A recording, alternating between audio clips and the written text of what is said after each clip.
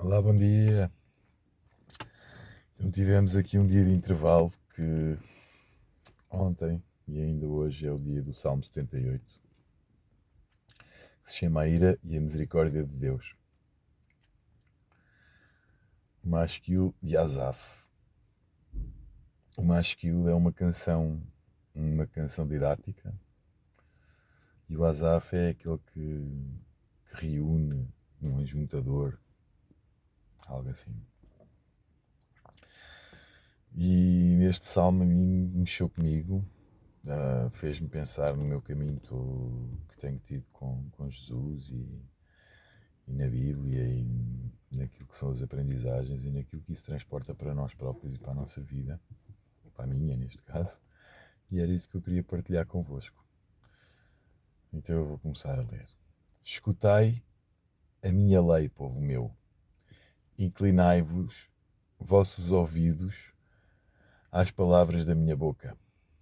Abrirei a minha boca numa parábola, falarei enigmas da antiguidade, os quais temos ouvido e sabido, e nossos pais nulo têm contado. Estes são os três primeiros versículos, e aqui eu senti mesmo que é: escutai a minha boa lei, meu povo. Mas a lei é esta que temos andado a ler e que eu tenho andado a ler convosco e a pensar. Abrirei a minha boca numa parábola, falarei enigmas da antiguidade. Aqui podemos olhar para isto logo como, mais uma vez, a previsão daquilo que havia de ser feito, deste livro, tudo mais, da forma como está escrito. Os enigmas da antiguidade, ele vai falar aqui já a seguir. E é o caminho dos judeus, não é? Que tantas vezes viram coisas maravilhosas e tantas outras não olharam para elas como deviam. E isso também é um caminho que nós todos temos. Se nós olharmos para nós enquanto um judeu e fazendo parte destas tribos todas, é esse o caminho que devemos procurar. E este livro a mim tem-me ajudado muito no meu caminho espiritual e de perceber além de mim próprio. E este último versículo depois, os quais temos ouvido e sabido, e os nossos pais não o têm contado. É verdade. Isto vai passando de pais para filhos, primeiro oralmente e agora até por escrito.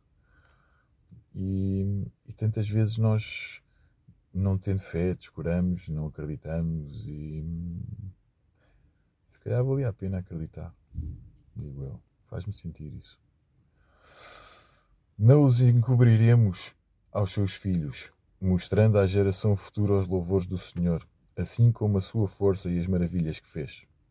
Porque ele estabeleceu um testemunho em Jacó e pôs uma lei em Israel, a qual deu aos nossos pais para que a fizessem conhecer aos seus filhos, para que a geração vindoura a soubesse, os filhos que nascessem, os quais se levantassem e a contassem aos seus filhos, para que pusessem em Deus a sua esperança e se não esquecessem das obras de Deus, mas guardassem os seus mandamentos, e não fossem como seus pais, geração obstinada e rebelde, geração que não regeu o seu coração e cujo espírito não foi fiel a Deus.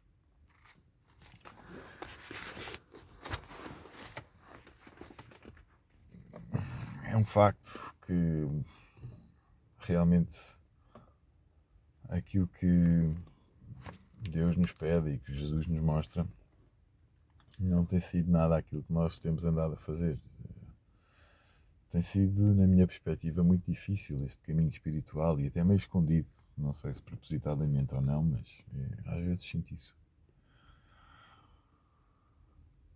Os filhos de Efraim, armados e trazendo arcos, viraram costas no dia da peleia. Não guardaram a aliança de Deus e recusaram andar na sua lei. E esqueceram-se das suas obras e das maravilhas que lhes fizera ver. maravilhas que ele fez à vista dos seus pais na terra do Egito, no campo de Zoá. Isto porque os judeus eram escravos no Egito, não é? E depois houve todo aquele caminho de Moisés. E o campo de Zoá foi quando Deus escolheu Moisés. Depois dividiu o mar e os fez passar por ele. Fez com que as águas parassem como um montão. De dia os guiou por uma nuvem e toda a noite por uma luz de fogo para que no deserto fosse mais fresco durante o dia. E à noite, como era muito frio, tinham uma luz de fogo que os aquecia. Fendeu as penhas no deserto e deu-lhes de beber, como de grandes abismos. Fez sair fontes da rocha e fez correr as águas como rios. E ainda prosseguiram a pecar contra ele, provocando ao Altíssimo na solidão. E tentaram a Deus nos seus corações, pedindo carne para o seu apetite. E falaram contra Deus e disseram: acaso pode Deus preparar-nos uma mesa no deserto? Eis que frio apanha e águas correram dela. Rebentaram ribeiros em abundância. Poderá também dar-nos o pão ou preparar carne para o seu povo? E, portanto, o Senhor os ouviu e se indignou e acendeu um fogo contra Jacó. E furor também subiu contra Israel. Ora, isto, mais uma vez, eu pensando na minha vida e no caminho e tantas vezes tantas injustiças, tantas coisas feias, eu não tenho nada daquilo que eu gostava de ter e essas raivas todas e depois, pensando eu lá nos meus pensamentos, tipo, porque é que Deus me faz isto? Porque é que... E ele vinha e dava-me coisas novas e sempre refez a vida. Eu demorei tanto tempo a perceber isso e a procurar também. E foram, como já vos disse várias vezes, 10 anos de busca e este entendimento que agora tenho é brutal. É quase como se a Bíblia estivesse a falar comigo e tudo isto fôssemos nós. Fosse eu, fosses tu.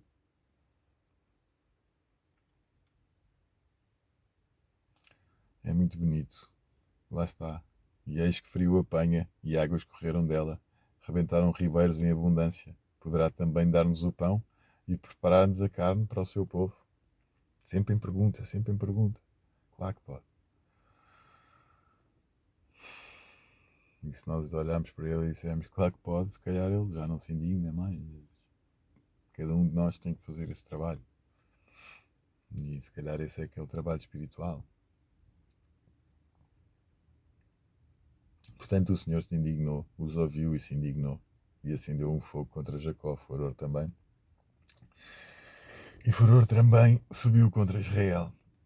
Porquanto não creram em Deus, nem confiaram na sua salvação, ainda que mandara as altas nuvens e abriu portas do céu, e chovera sobre eles um maná para comerem, e lhes dera do trigo do céu.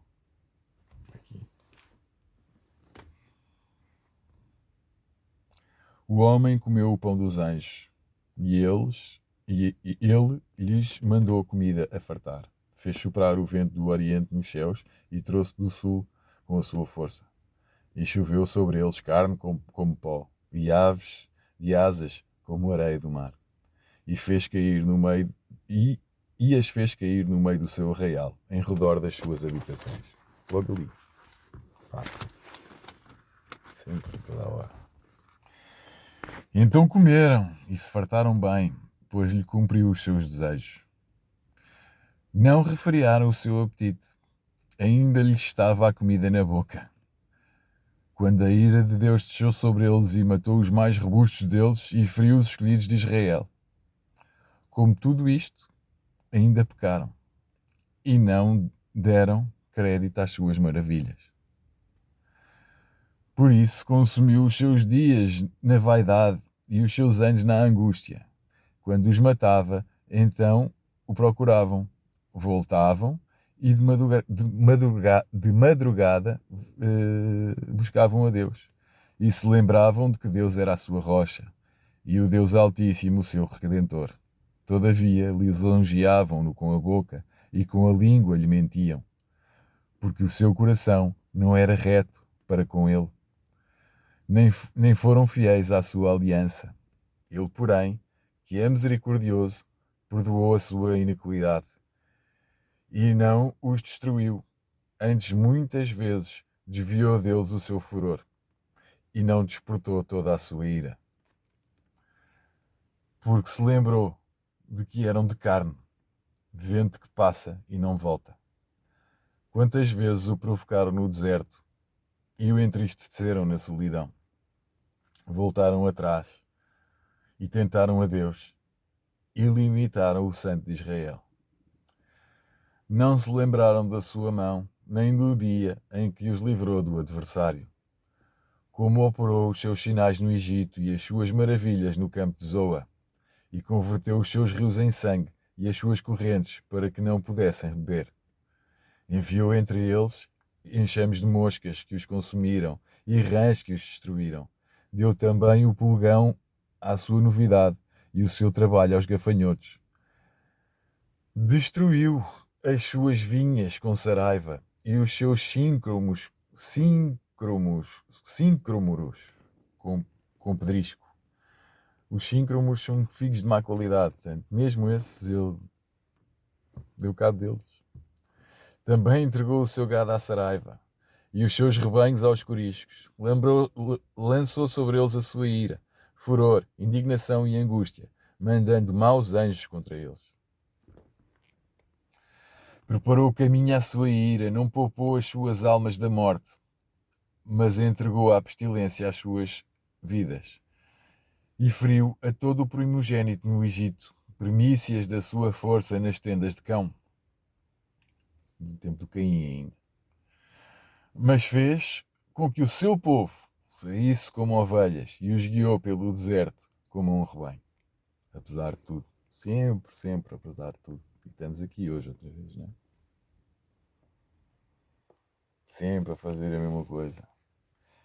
E os guiou com segurança, que não temeram. Mas o mar cobriu os seus inimigos e os trouxe até ao termo do seu santuário. Este monte que à sua destra adquiriu. E expulsou os gentios diante deles, e lhes dividiu uma herança por linha, e fez habitar nas suas tendas as tribos de Israel. Contudo, tentaram e provocaram o Deus Altíssimo, e não guardaram os seus testemunhos, mas retiraram-se para trás, e portaram-se infielmente, como os seus pais. Viraram-se como um arco enganoso, pois o que provocaram a ira com os seus altos e moveram em seu zelo com as suas imagens de escultura. Deus ouviu isto e se indignou e aborreceu.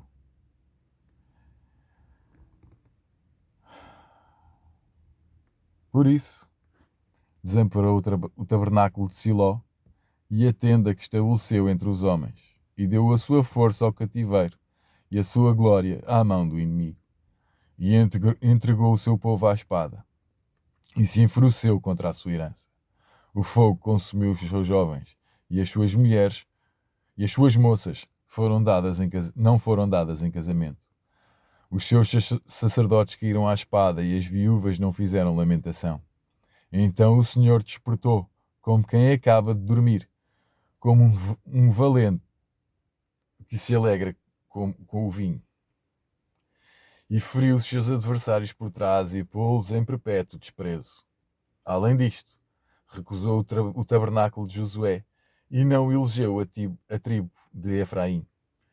Antes elegeu a tribo de Judá, o monte Sião que ele amava, e edificou o seu santuário como altos palácios, como a terra que fundou para sempre.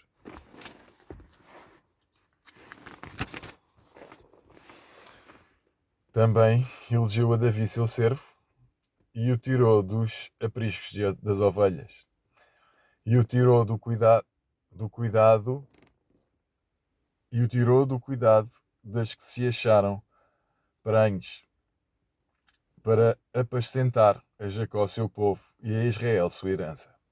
Assim os apacentou, segundo a integridade do seu coração, e os guiou pela perícia das suas mãos. Oh, meus queridos, eu não sei se isto se entende nem nada, mas eu posso voltar outra vez à minha história. Estes últimos 2 anos têm sido um caminho de apacentamento, de apaziguação do meu coração. Sinto-me realmente guiado pela perícia das suas mãos.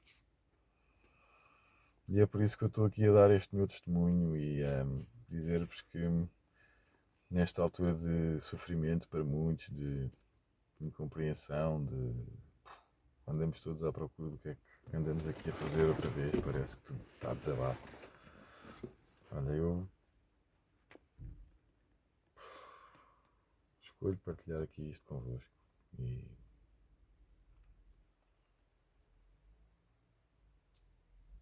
retribuir-vos com aquilo que eu vou aprendendo daqui. Estamos sempre irados, estamos sempre zangados, estamos sempre à procura de qualquer coisa que não existe. Não sei, cada vez que penso nisto, penso em Deus, leio este livro, olho para a coisa e tipo, sinto uma paz gigante. Não interessa mais nada. E é isso. Um grande abraço, estamos juntos, continuaremos juntos, aqui ou noutro sítio qualquer. Até amanhã.